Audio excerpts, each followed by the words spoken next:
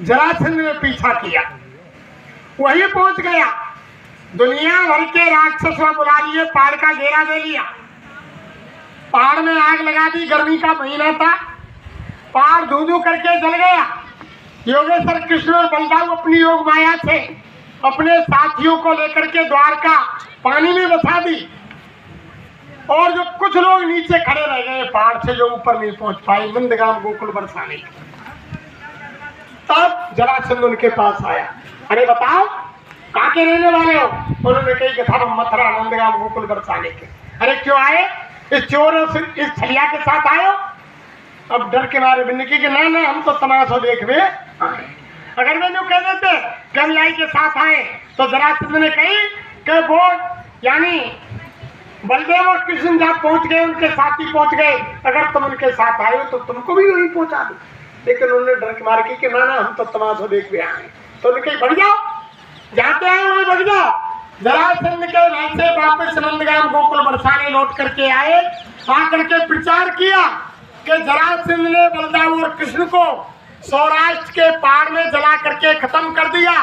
नंदगाम गोकुल बरसाने में रोज ही कर बैठ गए, तेरहवीं मना दी गई। जो तेरहवीं मनाते योगेश्वर कृष्ण की, ये हमारा इतिहास बता रहा है।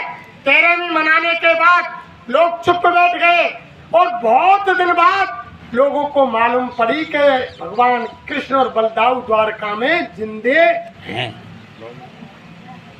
जब लोगों ने फिर युद्ध हुआ, तब सुदर्शन चक्र भगवान कृष्ण ने लिया, तब विनाश धरती पर हुआ। तो ये तो यानी धर्म प्रेमियों पहचान नहीं पाते लोग, यहाँ मृतलोक है तभी लोग मानते हैं। अगर देखो हमारे तुम भावे देख लो, समाज में नाग पंचमी आ गए, जब हमारी ये माता बहन देवी नाग पंचमी पे श्याम पे पूजने जाए ना मंदिर में, पत्थर को बने श्याम हुए, भाई दूध ते गंगा जल ते फूल पत्ती चढ़ाएंगी, चंदन लगाएंगी, पूजेंगी बड़े प्यार से नाग देवता नाग पंचमी को। और घर में 7 मार्च को श्याम निकलावे तो क्या करेंगे? लठ पड़ेगा, डंडा से मारेंगे। वे तो भाई पूज रही है पत्थर के, 7 मार्च को निकलावेगा तो मारेंगे वो डंडा से।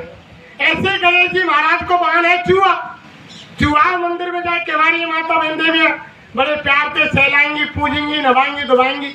और घर में कोई चूहा निकलावे तो झाड़ू की आंख में चढ़ जाए तो झाड़ू से ही खत्म कर देंगी, ना तो जहर कर देंगी, पिंजरा बंद कर देंगी।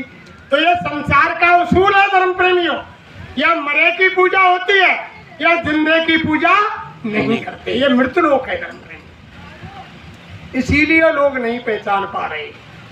और हम रात दिन उन्हीं कामों को कर रहे हैं जो हमारी रामायण मना कर रही है, उन्हीं कामों को हम कर रहे हैं।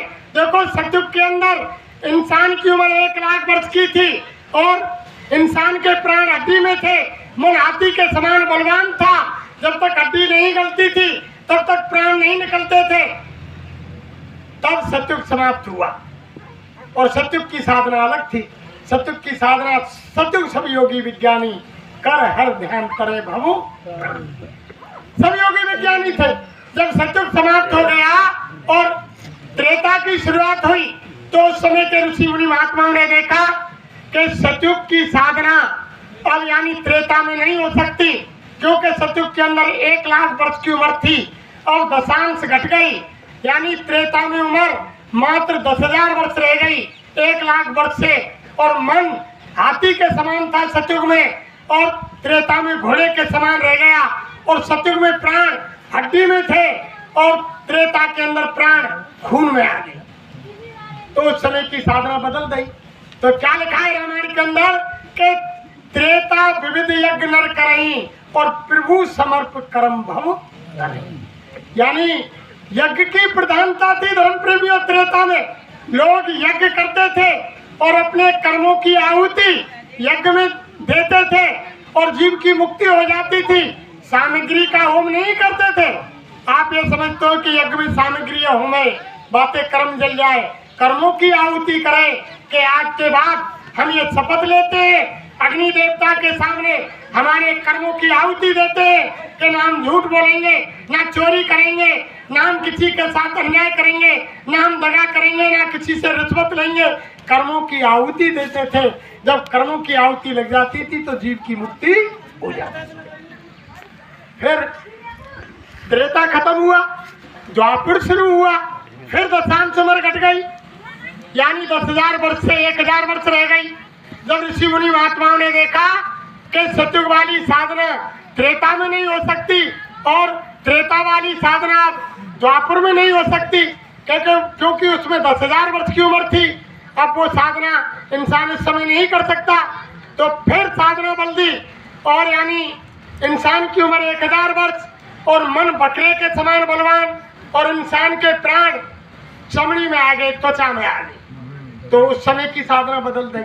फिर द्वापर की साधना क्या रखी कि द्वापर केवल हर पद पूजा और न भाव मुक्त का दूजा, यानी हरि के पद की पूजा। अब बहुत से लोग तो क्या समझते हैं कि मंदिर में चले जाओ, भगवान की मूर्ति छप रही है, बाकी पूजा कर दो और जीव की मुक्ति हो जाएगी। लेकिन महात्मा बताते हैं कि हरि के पद कहाँ है, यानी 5 चक्र, 5 स्थान नीचे है, 5 स्थान ऊपर है, बीच में दोनों आंखों के बीच में यहाँ तीसरे तिल, छठे चक्र, 10वें द्वार पर जीवात्मा बैठी हुई है। जहाँ हमारी माता बहन देवियाँ बिंदी लगाती है, भाई लोग टीका चंदन लगाते हैं, यहाँ जीवात्मा का निवास है। तो द्वापर के अंदर यानी कुंडली जागरण था, गुदा चक्र, इंद्री चक्र, नाभि चक्र और हृदय चक्र और कंठ चक्र और फिर उसके बाद छठा चक्र, तीसरा चक्र, यहाँ जीवात्मा बैठी हुई है। तो इन यानी 5 चक्रों को जगाया जाता था। तो इतनी कठिन साधना थी, गुदा पर गणेश का वासा और इंद्री चक्र पर ब्रह्मा और सावित्री का वासा और नाभि चक्र पर विष्णु और लक्ष्मी का वासा, हृदय चक्र पर शिव और पार्वती का वासा और कंठ चक्र पर आद्या महाशक्ति का वासा और तीसरे तिल छठे चक्र पर यहाँ है हरि के पद। इस जगह पर हरि के पद है। जब इन इंद्री यानी 5 चक्रों को जगा करके जब छठे चक्र पर जीवात्मा आती थी, जब हरि के पद की पूजा होती थी, कोई भाई यानी पहले चक्र को जगा पाता, शरीर छूट जाता, कोई दूसरे को, कोई तीसरे को, कोई पागल हो जाता, कोई यानी शरीर अंग भंग हो जाता। इतनी कठिन साधना थी यानी कुंडली जागरण की, कोई बिरले ही यानी छठे चक्र तक पहुंच पाए और यानी हरि के पद का दर्शन कर पाए।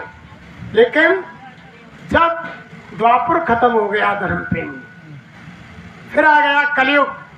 कलयुग में फिर उम्र दशांश घट गई, 1,000 वर्ष से मात्र 100 वर्ष रह गई और 100 वर्ष तो कोई संयम नियम पर रहता है, कोई बिरला भाई बहन पार करता है, नहीं 60-70 रुपये राम नाम सत्य होता है, कोई बिरला ही पहुंचता है।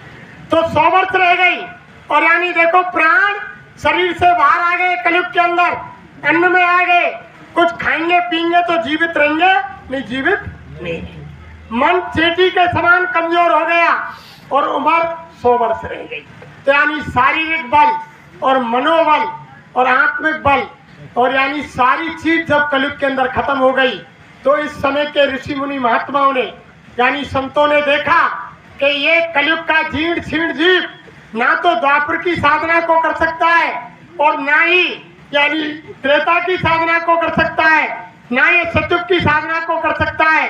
तो कलयुग के अंदर फिर क्या किया, रामायण में साफ लिख दिया कि कलयुग योग यज्ञ नहीं जाना, एक आधार नाम बस माना, ये कल काल में साधन दूजा, योग यज्ञ जप तप व्रत पूजा, ये सारी चीज कलयुग में निषेध है। इनके करने से यानी इंसान को कुछ भी प्राप्त नहीं हो। ये हम नहीं कह रहे, ये हमारी रामायण बता रही है। रामायण के अंदर लिखा हुआ है कि ये कल काल में साधन दूजा, योग यज्ञ जप तप व्रत पूजा, और कलयुग योग यज्ञ नहीं जाना, एक आधार नाम बस माना। फिर नाम के बारे में बताया।